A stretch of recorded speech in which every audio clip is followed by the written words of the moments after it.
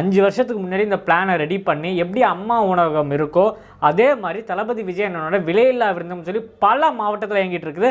வட சென்னையில் ஆரம்பிச்சுது. இப்போவும் வட சென்னையில் இப்போ போயிட்டு தான் இருக்குது, நிறைய இடத்துல போயிட்டுருக்கு. ஸோ பல டிஸ்ட்ரிக்டில் சேலமில், தஞ்சாவூரில், அதே மாதிரி தூத்துக்குடியில் நிறைய இடத்துல பார்த்திங்கன்னா விலையில்லா விருந்தம் இயங்கிட்டு இருக்கு. டெய்லி பார்த்திங்கன்னா கட்டணம் இல்லாமல் உணவு.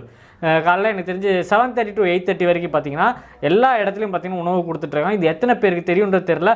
ஒரு நாள் சாப்பாடு போடுறது எவ்வளோ பெரிய விஷயம்னு உங்களுக்கு தெரியும். இப்போ அரசாங்கம் போடுறாங்கன்னா அதோட பணங்கள் எப்படி வருது, மக்களோட வரி பணம் இருக்குது, இந்த மாதிரி நிறைய விஷயங்கள் அரசாங்கம் சைட்லேருந்து வரும். ஆனால் ஒரு தனிநபராக ஒரு இயக்கத்தை நடத்திக்கிட்டு அவர் பண்ணுறாருன்னா இது எவ்வளோ பெரிய விஷயம். ஒரு இடம் 2 இடம் கிடையாதுங்க, பல மாவட்டத்தில் போயிட்டுருக்கு.